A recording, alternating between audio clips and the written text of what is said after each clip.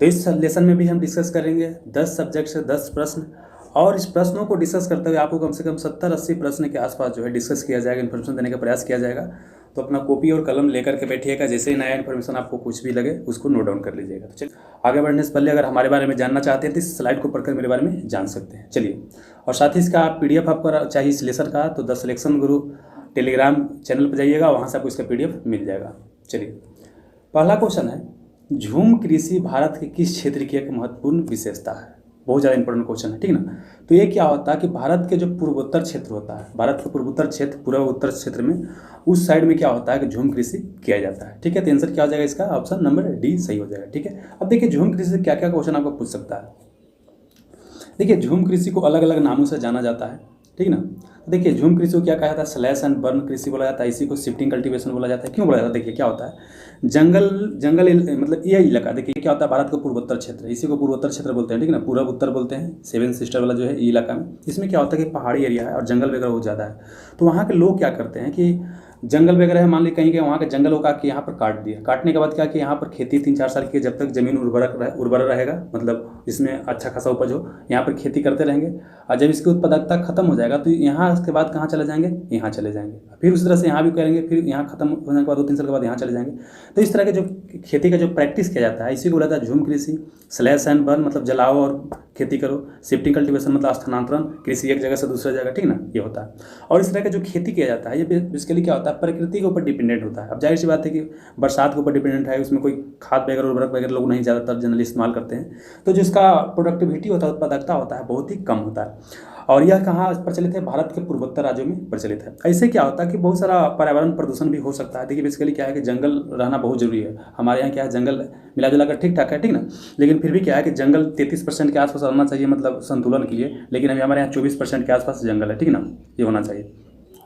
तो कहने का मतलब कि जंगल काटा जा रहा है, तो इससे कहीं ना कहीं आने वाला समय में प्रॉब्लम हो सकता है। तो ये थोड़ा सा आपका दिक्कत वाली बात है।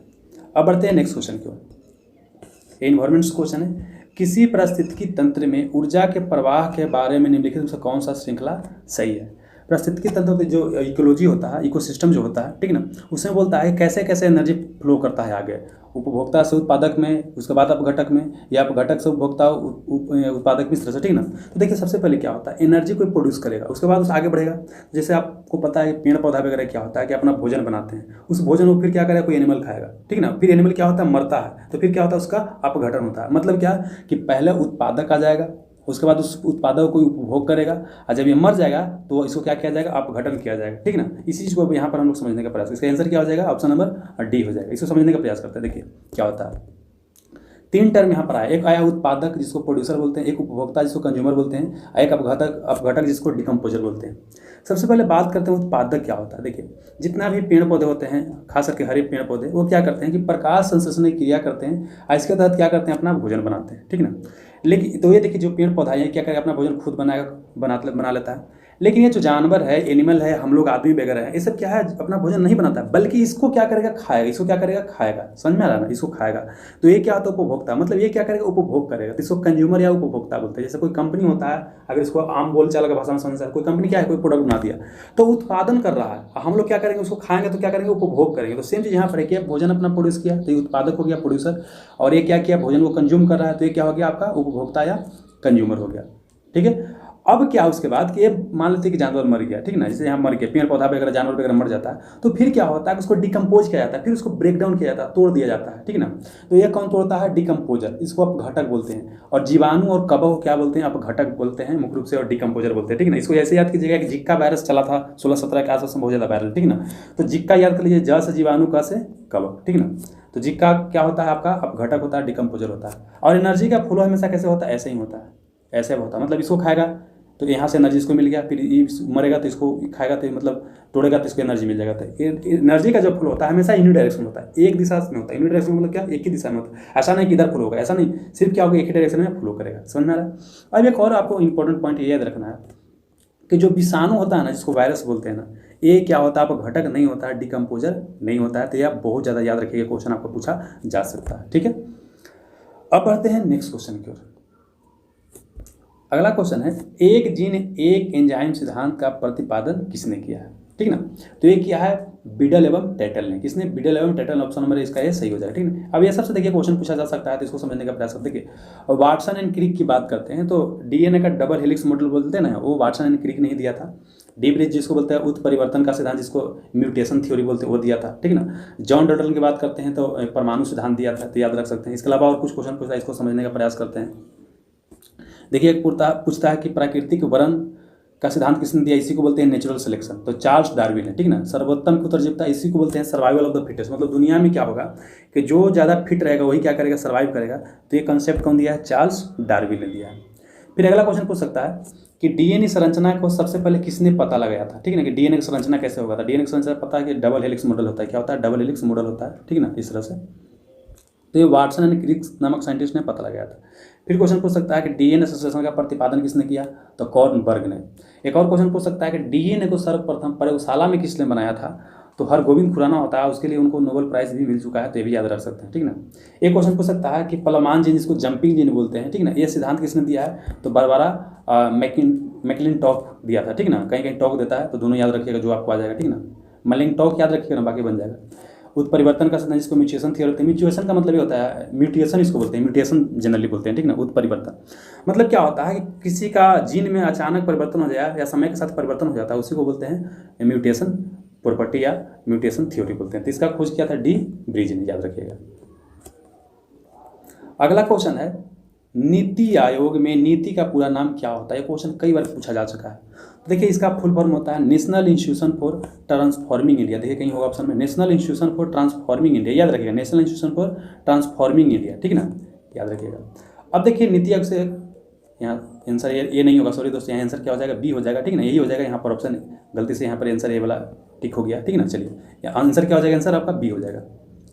अब देखिए यहाँ बात करते हैं नीति आयोग की बात करते हैं, ठीक ना। तो समझिए पहले नीति आयोग क्या है। देखिए पहले नीति आयोग के पहले क्या था, योजना आयोग था, ठीक ना। भारत में जो देखिए भारत आज़ाद हुआ था, आज़ाद होने के बाद क्या है कि भारत को विकास का जरूरी था, तो उसके लिए क्या बनाएगा कि प्लान तरीके से हम विकास करेंगे, मतलब 55 साल का टारगेट बनाएगा, उसको अचीव करने का प्रयास करेंगे। इसी को बुलाया गया 5 ईयर प्लान या पंचवर्षीय योजना। और इससे टोटल हमारे यहाँ 12 पंचवर्षीय योजना आया था, ठीक ना। लेकिन ये प्लानिंग कमीशन जब भाजपा गवर्नमेंट 2014 में सत्ता में आई, तो उनको लगा कि ये जो प्लानिंग कमीशन है देश को सही डायरेक्शन में उतना ले जाने पाने सक्षम नहीं है जितना ले जाना चाहिए था, ठीक ना। तो इसलिए क्या किया गया, प्लानिंग कमीशन को समाप्त कर दिया गया, ठीक ना। उसकी जगह बनाया गया नीति आयोग। तो पहले आप समझते हैं प्लानिंग कमीशन, देखिए क्या क्वेश्चन आ सकता है। पहला क्वेश्चन आपका ये आएगा कि प्लानिंग कमीशन जो है, जिसको बोलते हैं योजना आयोग, योजना आयोग का गठन कब किया गया था, तो 15 मार्च 1950 को, 15 मार्च 1950 को गठन किया गया था। और समाप्त कब किया गया, तो 17 अगस्त 2014 को, ठीक ना। इसका जगह पर नया बॉडी कौन आ गया, नीति आयोग आ गया। योजना आयोग का पहले अध्यक्ष कौन होता था, प्रधानमंत्री। तो यहाँ भी नीति आयोग का अध्यक्ष कौन हो जाएगा, तो नीति आयोग का अध्यक्ष भी कौन हो जाएगा, प्रधानमंत्री हो जाएगा, ठीक ना। तो नीति आयोग क्या है, देश के लिए जो भी पॉलिसी बनता है ना, तो उसके लिए मुख्य रूप से क्या है, थिंक टैंक का काम करेगा, बताएगा क्या क्या किस तरह से पॉलिसी को आगे डायरेक्शन में लेकर बढ़ना चाहिए सरकार को, ठीक ना। इसका बना कब था, 1 जनवरी 2015 को, बहुत याद रखना है, बहुत ज़्यादा क्वेश्चन पूछ रहा है। नीति आयोग 1 जनवरी 2015 को, ठीक है। ये क्वेश्चन पूछ सकता है कि इसका अध्यक्ष कौन होता है, तो अध्यक्ष आपका प्रधानमंत्री होता है। प्रधानमंत्री कौन है, नरेंद्र मोदी, तो यही अध्यक्ष हो जाएंगे, ठीक ना। इसके अलावा इसका वाइस चेयरमैन कौन है, याद रख सकते हैं, राजीव कुमार है, ठीक ना। सीईओ कौन है, तो अमिताभ कांत है, ये आप याद रख सकते हैं। चलिए अब आगे बढ़ते हैं। अगला क्वेश्चन है कि भारत के राष्ट्रीय प्रतीक चिन्ह में कितने शेर दिखाई देते हैं, ठीक ना। जैसे कि पता है कि भारत का राष्ट्रीय चिन्ह क्या, अशोक स्तंभ है, तो अशोक स्तंभ में कितने शेर दिखाई देते हैं। देखिए यहाँ पूछ रहा है दिखाई देते हैं, कितने शेर है नहीं पूछ रहा है। शेर उसमें टोटल 4 है, लेकिन एक दूसरे की तरफ मुंह करके बैठे, एक इधर मुंह करके बैठा हुआ है, एक इधर मुंह करके बैठा हुआ है, इस तरह से मान के बैठा हुआ है, ठीक है, ऐसे। और फिर एक ऐसे बैठा हुआ है, ऐसे बैठा हुआ है। तो जाहिर सी बात है कि एक तरफ से देखिएगा तो 3 ही शेर दिखाई देगा, 4 तो दिखाई नहीं देगा। तो इसलिए दिखाई कितना देता है, 3, लेकिन है टोटल शेर कितना, 4 है, लेकिन दिखाई कितना देता है, 3। तो ऑप्शन नंबर इसका सी सही हो जाएगा, ठीक है। चलिए अब देखिए यहाँ से और क्वेश्चन पूछ सकता है, तो इसको समझने का प्रयास करता है। देखिए पहला तो क्वेश्चन यही देखिए, भारत का क्या राष्ट्रीय चिन्ह है, आप देखते हैं, इसको कई बार देखे होंगे, ठीक ना। तो यह कहाँ से लिया गया है, तो अशोक का जो सिंह स्तंभ सारनाथ में है ना, वहीं से लिया गया है, समझ में आ रहा है। अब यहाँ से पूछ सकता है कि इसमें टोटल कितने शेर है, तो टोटल 4 शेर है, लेकिन सब एक दूसरे के ऊपर पीठ करके बैठे हुए हैं, तो दिखाई कितना देता है, 4। अब यहाँ पर देखिए कई सारा जानवर आपको दिखाई दे रहा है, यहाँ पर दिखाई दे रहा है जानवर ना।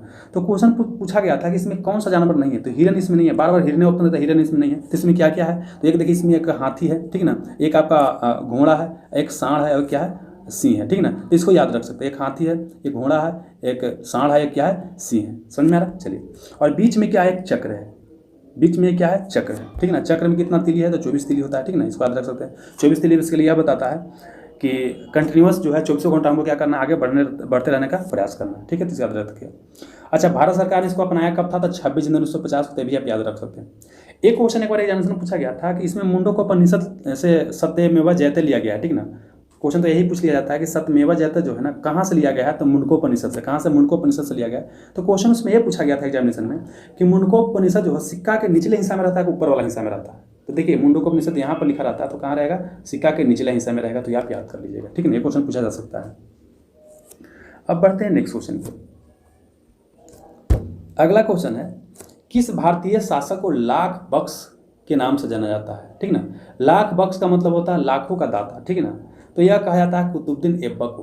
किसको कहा जाता है, कुतुबुद्दीन ऐबक को, क्योंकि बहुत ज़्यादा दान वगैरह करता था, ठीक ना, इसलिए इसको लाख बख्श कहा जाता है, लाखों का दाता बोला जाता है, ठीक है। चलिए अब देखिए यहाँ से कुतुबुद्दीन ऐबक से क्या क्या क्वेश्चन पूछ सकता है। देखिए कुतुबुद्दीन ऐबक क्या था, गुलाम वंश का संस्थापक था। भारत में 1206 में गुलाम वंश का स्थापना हुआ था, उसका स्थापना किया था। और 4 साल बाद क्या था कि चौगान खेलते समय, ठीक ना, घोड़ा से गिर गया था, उसके बाद इसका मृत्यु हो गया था। तो ये भी याद रख लीजिएगा। क्वेश्चन पूछेगा कि निम्नलिखित में कौन शासक चौगान खेलते समय घोड़ा से गिर गया था, इसको मृत्यु हो गया था, तो कुतुबुद्दीन ऐबक। फिर क्या है, किसने कुतुब मीनार की नींव रखा था। दिल्ली में कुतुब मीनार उसका ये नींव रखा था, मतलब बनवाने के लिए शुरू किया था, लेकिन ये मर गया उसी बीच में, ठीक ना। तो उस कुतुब निर्माण को आगे कौन पूरा करवाएगा, तो इल्तुतमिश पूरा करवाएगा, ठीक ना। ये हो गया। और साथ ही क्या, अजमेर में 2.5 दिन का झोपड़ा ये बनाया था, कुतुबुद्दीन ऐबक ने बनवाया था। और दिल्ली में कुबत उल इस्लाम मस्जिद का निर्माण करवाया था। तो ये भी आप याद रख सकते हैं। बिहार में नालंदा विश्वविद्यालय है, जो कि बहुत ज़्यादा प्रसिद्ध था अपने ज्ञान वगैरह के लिए। यहाँ से बहुत सारे दूर दूर के स्टूडेंट पढ़ने आते थे, ठीक ना, विदेश से भी, चाइना वगैरह से पढ़ने आते थे। तो नालंदा विश्वविद्यालय को ध्वस्त किसने कर दिया था, बख्तियार खिलजी। एक खिलजी अलग है, अलाउद्दीन खिलजी अलग है, ठीक ना, वो अलग है शासक। एक क्या है, बख्तियार खिलजी है, ठीक ना। और एक क्या था, ऐबक का सेनापति था, कुतुबुद्दीन ऐबक का ही सेनापति था। नालंदा विश्वविद्यालय को उसने ध्वस्त कर दिया था, तो आप याद रखिएगा। और देखिए उसके बाद फिर क्या हुआ कि देखिए जब कुतुबुद्दीन ऐबक मरा, ठीक ना, तो उसके बाद क्या हुआ कि इसके बेटों में गद्दी की लड़ाई छिड़ गया। उसके बाद क्या होता है, इसका जो इल्तुतमिश होता है, ठीक ना, इसका गुलाम होता है, वही क्या बन जाता है, बाद में शासक बन जाता है। इसके बेटा जो रहता है कुतुबुद्दीन ऐबक का, आराम से उसको हरा देता है और शासक बन जाता है, ठीक ना। तो कब गद्दी पर बैठा, 1211 में। और इसी को बोला जाता है गुलाम वंश का वास्तविक संस्थापक। इसलिए बोला जाता है कि कुतुबुद्दीन ऐबक तो गुलाम वंश की स्थापना कर दिया, लेकिन साम्राज्य को सुदृढ़ करने के लिए, मजबूत करने के लिए उसके पास पर्याप्त समय नहीं मिला। तो बाद में यही शासक बनता है, तो साम्राज्य को पूरी तरीके से सुरक्षित बनाता है। इसीलिए बोला जाता है वास्तविक संस्थापक गुलाम वंश का, ठीक है, इल्तुतमिश को। फिर क्या है कि कुतुब मीनार कुतुब मीनार का निर्माण जो कुतुबुद्दीन ऐबक शुरू किया था, उसको पूरा कौन करवाता है, तो इल्तुतमिश पूरा करवाता है, ठीक है। साथ ही क्वेश्चन पूछ सकता है, एकता प्रणाली की शुरुआत किसने किया था, तो इल्तुतमिश। एकता प्रणाली बेसिकली क्या है कि भूमि से संबंधित प्रणाली है। जैसे होता है ना कि जो सरदार वगैरह होता है ना, उसी को एक मतलब एरिया मान लीजिए पूरा इसका साम्राज्य है, तो अपने साम्राज्य को क्या एकता में बांट दिया, अलग अलग एकता में बांट दिया, इस तरह से, ठीक ना, इसी से बांट दिया। एक सरदार को ही दे देता था एरिया, ठीक ना। इसी को एकता बोलते हैं, बेसिकली जमीन से संबंधित है, इसी को एकतादारी प्रणाली बोलते हैं, ठीक ना। तो एकता प्रणाली किसने शुरू किया, तो इल्तुतमिश ने शुरू किया। साथ ही क्या है, किसने शुरू किया था, तुर्कान चहलगानी क्या होता है, देखिए एक क्या किया कि अपने विश्वास पात्र 40 व्यक्तियों को एक ग्रुप बनाया। अपने मतलब प्रत्येक राजा बनता है तो कुछ विश्वास पात्र व्यक्ति होता है, तो उसमें से क्या किया, 40 को चुन करके क्या बनाया, तुर्कान चहलगानी। मतलब तो 40 तुर्की सरदारों का एक संगठन था, ठीक ना, इसी के जरिए अपने शासन प्रशासन करने का प्रयास करता था। तो तुर्कान चहलगानी क्या था, एक मतलब विश्वास पात्र लोगों का एक संगठन था, जो कि इल्तुतमिश ने बनवाया था। तो इसको आप याद रख सकते हैं, ठीक है ना। चलिए आप ये क्वेश्चन बताइएगा कि तुर्कान चहलगानी को समाप्त किसने किया था, ये भी क्वेश्चन पूछा जाता है, ठीक ना। चलिए अब बढ़ते हैं नेक्स्ट क्वेश्चन की ओर। अगला क्वेश्चन है कि मराठा नामक पत्रिका का प्रकाशन बाल गंगाधर तिलक द्वारा किस भाषा में किया गया था, ठीक ना। तो इसको याद रखिएगा। देखिए है मराठा लिखा हुआ, ये पत्रिका का नाम क्या है, मराठा है, लेकिन ये मराठी भाषा में नहीं है। याद रखिएगा, है मराठा लेकिन मराठी भाषा में नहीं है। तो ये कौन सा भाषा में है, अंग्रेजी भाषा में है। तो ऑप्शन नंबर 20 का सही हो जाएगा। अब देखिए बाल गंगाधर तिलक से बहुत सारा क्वेश्चन पूछा जाता है, तो सारे को हम लोग समझने का प्रयास कर लेते हैं एक बार। देखिए यही है बाल गंगाधर तिलक। तो देखिए बाल गंगाधर तिलक से पहले तो क्वेश्चन ही पूछ लेगा कि कौन कौन सा पुस्तक लिखे थे। तो देखिए पहले तो क्या किया, बोला कि मराठा, तो मराठा कौन सा भाषा में था, अंग्रेजी भाषा में, ठीक ना, अंग्रेजी भाषा में मराठा लिखे थे, ठीक ना। और केसरी जो एक पत्र लिखे थे वो कौन भाषा में लिखे थे, तो केसरी था मराठी में। केसरी किस में था, मराठी में था, याद रखिएगा। और कुछ प्रमुख पुस्तक था इनका, गीता रहस्य क्या था, गीता रहस्य था, साइंस ऑफ कर्मयोग, आर्कटिक होमोपेदास इत्यादि पुस्तकों की रचना की है, ठीक ना। तो याद रख सकते हैं। इनका एक नारा बहुत ज़्यादा क्वेश्चन यहाँ से पूछा जाता है कि स्वराज मेरा जन्मसिद्ध अधिकार है और मैं इसे लेकर रहूंगा। ये किसने कहा था, तो यही कहा था बाल गंगाधर तिलक ने। स्वराज मेरा जन्मसिद्ध अधिकार है और मैं इसे लेकर के रहूंगा, याद रखिएगा। एक और क्या होता है कि सम्मति आयोग अधिनियम 1891 में लाया गया था, ठीक ना, तो उसका विरोध किया गया था भारी रूप से इनका, बाल गंगाधर तिलक द्वारा। बेसिकली ये क्या था, देखिए पहले आपको पता है कि बाल विवाह होता था, मतलब बच्ची को शादी मतलब बहुत कम एज में कर दिया जाता था, ठीक ना। तो बहुत समाज सुधारक आए तो उन्होंने बोला कि ये सही चीज़ नहीं है, बच्ची को इतना कम एज में शादी नहीं करना चाहिए, ठीक ना। तो कई सारे समाज सुधारकों के प्रयास से अंग्रेजों द्वारा एक नियम लाया गया, सम्मति आयोग अधिनियम। इसमें यह प्रावधान किया गया कि अगर कोई भी व्यक्ति 12 साल से कम लड़की की शादी करता है या करने के लिए किसी को प्रोत्साहित करता है तो उसको दंड दिया जाएगा, ठीक ना। तो यहाँ पर बाल गंगाधर तिलक द्वारा इसलिए विरोध किया गया। इनका क्या नाम था कि देखिए हिंदू धर्म का मामला है तो आप बीच में क्यों पढ़ रहे हैं। बेसिकली क्या आता है कि एक हिंदू थे, ठीक ना, हिंदू बोल सकते जैसे होता है ना कट्टर हिंदू, तो कट्टर समझिए कि एक हिंदू थे, ठीक ना, अपने धर्म से संबंधित जो चीज़ों को बर्दाश्त नहीं करते थे, तो याद रखिएगा, तो इसका विरोध किया था, ठीक है। अब देखिए 91 में एक घटना हुआ, 2 साल बाद फिर क्या हुआ, गणपति उत्सव इन्होंने शुरू किया। क्या किया, गणपति उत्सव शुरू किया। और 2 साल बाद फिर शिवाजी उत्सव शुरू किया, याद रखिएगा। देखिए 1891 में तो 2 साल और जुड़ गया, 93 में 2 साल और जुड़ गया तो 95, ठीक है। तो ये हुआ गणपति उत्सव और शिवाजी उत्सव में आप कन्फ्यूज कीजिएगा। तो देखिए पहले क्या होता है, कुछ भी हमारे घर में पूजा पाठ होता है, हिंदू धर्म की बात करते हैं, ठीक ना, तो वहाँ पर क्या होता है कि सबसे पहले गणपति महाराज का पूजा किया था, गणेश जी का पूजा किया था। तो पहले कौन हो जाएगा, गणपति उत्सव, उसके बाद कौन हो जाएगा, शिवाजी उत्सव। फिर क्या होता है कि अप्रैल 1916 में क्या करते हैं बाल गंगाधर तिलक कि भारत में होम रूल की शुरुआत करते हैं। देखिए होम रूल आंदोलन जिसको बोलते हैं, 2 व्यक्ति द्वारा शुरू किया गया था, एक बाल गंगाधर तिलक द्वारा, एक शुरू किया गया था एनी बेसेंट द्वारा, ठीक ना। तो एनी बेसेंट जो शुरू की तो मद्रास के एरिया में थी, ठीक ना, ये क्या थे, महाराष्ट्र वाला इलाका में थे, महाराष्ट्र वाला इलाका में थे, तो ये याद रखिएगा, ठीक ना। एनी बेसेंट और बाल गंगाधर तिलक द्वारा होम रूल आंदोलन की शुरुआत किया गया था। अब देखिए इनको और एक उपनाम बोला जाता है, भारतीय अशांति का जन्मदाता। एक वैलेंटाइन सिरोल थे जो अंग्रेज थे, इन्होंने एक पुस्तक लिखा और उसमें यह बताया बाल गंगाधर तिलक के बारे में, यह कहा कि भारत में जो भी अशांति हो रहा है ना, अंग्रेज के विरुद्ध में जो भी चीज़ आप देख रहे हैं, इसको मतलब शुरू कौन कर रहा है, बाल गंगाधर तिलक। इसलिए इनको बोला था भारतीय अशांति का जन्मदाता, फादर ऑफ इंडियन अनरेस्ट, ठीक ना। तो इसके लिए फिर क्या किया, बाल गंगाधर तिलक को उस पर केस कर दिया कि तुम ऐसे हमको काहे बोल दिया, तो केस कर दिया। समझ में आ रहा है, तो याद रखिएगा। अगला क्वेश्चन एक और पूछा जा सकता है कि लाल बाल पाल एक गरम दल के लीडर था। पूछेगा कि गरम दल के लीडर थे या नरम दल। गरम दल के लीडर ऐसा लीडर होता है, देखिए नरम गरम दल थोड़ा अंतर क्या होता है। कांग्रेस के 2 गुट था, एक नरम दल गरम दल। नरम दल का मानना था कि भारत में अंग्रेज आए हैं तो भारत के भलाई के लिए आए हैं और हम अपनी बात को अगर अंग्रेज के सामने रखते हैं लेटर के द्वारा, लंबा लंबा लेटर लिखेंगे, लव लेटर टाइप पर, ठीक ना, तो हमारी बात को मान लिया जाएगा।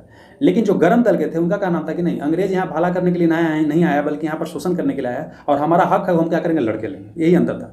तो ये बाल गंगाधर तिलक क्या थे, गरम दल के थे। अब गरम दल में 3 लीडर प्रमुख थे, एक थे लाल बाल पाल। लाल से हो गया लाला लाजपत राय, बाल से हो गया बाल गंगाधर तिलक, अब पाल से हो गया बिपिन चंद्र पॉल। बिपिन चंद्र पॉल, ठीक है ना, एक बिपिन चंद्र इतिहासकार है वो अलग है, अब बिपिन चंद्र पॉल अलग है, तो याद रखिएगा। यहाँ से क्वेश्चन पूछा जाता है कई बार, ठीक है, तो कम से कम इतना याद रखिए। एक और क्वेश्चन पूछा जाता है कि बाल गंगाधर तिलक को पकड़ करके कहाँ अंग्रेजों द्वारा जेल में बंद कर दिया गया था, तो मांडले के जेल में बंद कर दिया गया था और वहीं पर गीता रस पुस्तक की रचना की थी, तो इसको आप याद रख सकते हैं, ठीक है ना। चलिए अब बढ़ते हैं नेक्स्ट क्वेश्चन की ओर। अगला क्वेश्चन है कि राज्यसभा के चुनाव लड़ने के लिए इच्छुक व्यक्ति की न्यूनतम आयु सीमा कितनी होना चाहिए, ठीक ना।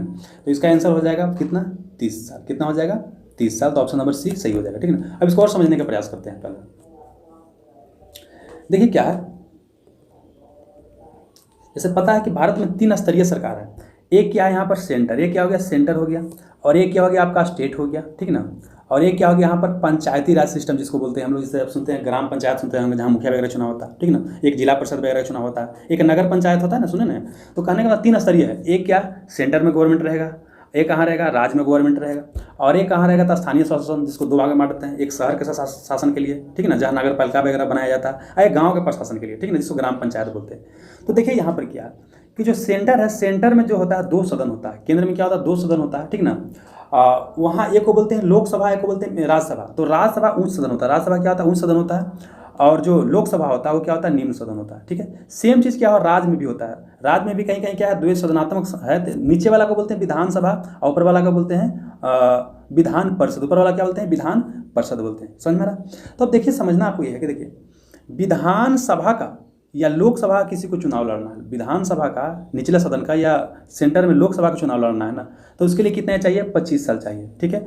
और वहीं ऊपरी सदन का चुनाव लड़ना है कहाँ पर, सेंटर में या राज्य में। विधान परिषद राज्य में हो जाएगा, सेंटर में राज्यसभा हो जाएगा, तो उसके लिए कितना चाहिए, 30 एज चाहिए। राज्यसभा या विधान परिषद का चुनाव लड़ना कितना चाहिए, 30 साल चाहिए, ठीक ना। और जो ग्राम पंचायत का जो चुनाव लड़ना होता है, यहाँ जगह चुनाव लड़ना है, तो उसके लिए कितना एज चाहिए, तो उसके लिए कम से कम 21 साल एज चाहिए, ठीक है ना। और वोट देने के लिए कितना आयु होता है, तो 18 साल। तो इसको एक बार फिर से याद कर लेते हैं। वोट देने के लिए कितना चाहिए, 18 साल। चुनाव लड़ना है तो 21 साल, कहाँ पर, स्थानीय निकाय के चुनाव लड़ना है तो। और लोकसभा विधानसभा का चुनाव लड़ना है तो कितना चाहिए, 25 साल चाहिए।